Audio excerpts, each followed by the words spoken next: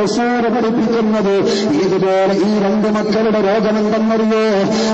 അല്ലാ ഈ സ്വഹാബി കടന്നു വന്നുകൊണ്ട് പറയാ, എന്റെ പൊന്നുമക്കളുടെ കാതുകളിലൂടെ ചോര വലിച്ചിറങ്ങുന്ന നബിയേ, അത് കാണുമ്പോ എന്റെ മനസ്സ് പിടയുന്ന നബിയേ, വേദനിക്കുന്ന നബിയേ. ഇന്ന് നമ്മൾ പറയുന്നൊരു പേരുണ്ടതെന്ന് ക്യാൻസർ എന്നാ പറയുക. ഇന്ന് ക്യാൻസർ അധികരിച്ചില്ലേ? എന്റെ പറ്റിയെന്നല്ലോ. ഇന്ന് 16 17 വയസ്സുള്ള മക്കളിലാണ് ക്യാൻസർ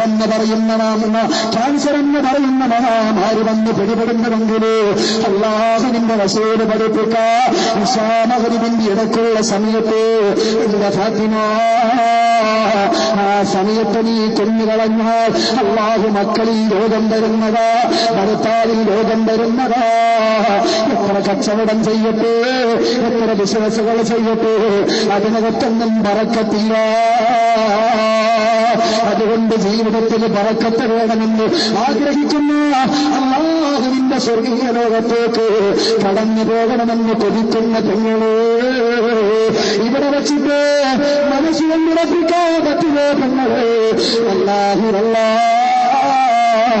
ഇന്ന് മുതൽ ഉറപ്പിച്ച റഹ്മാനെ, പാപങ്ങൾ കണ്ടതെന്ന, തെറ്റുകൾ കണ്ടതെന്ന, തെറ്റുകൾ കേട്ടതെന്ന.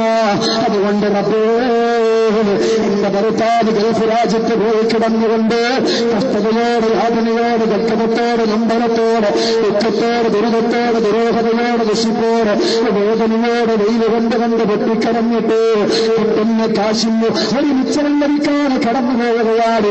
അതുകൊണ്ട് ഇന്ന് ഇവിടെ വെച്ചുകൊണ്ട് ഉറപ്പിക്കുകയാ, നാളെ മുതല് ഇൻഷാ അല്ലാഹ് നഗരത്തിലേക്ക് വിശുദ്ധമാക്കപ്പെട്ട ഖുർആൻ ഓതിയിട്ട് എന്റെ ഭർത്താവിന് വേണ്ടി ദുആ ഇറക്കുകയാണ്. എന്റെ ഉമ്മ, ഈ ഒരു കാര്യം നിങ്ങളുടെ ജീവിതത്തിൽ കൊണ്ടുവന്നാൽ നിങ്ങൾ പോലും അറിയാതെ അല്ലാഹു നിങ്ങളുടെ ജീവിതത്തില് ബറക്കത്ത് കൊണ്ടുവരുമെന്ന് പഠിപ്പിച്ചത് ലോകത്തിന്റെ സത്തേ മുഹമ്മദ് മുസ്തഫ സല്ലല്ലാഹു അലൈഹി വസല്ലം. ഇത് വെറുതെ പറയല്ല.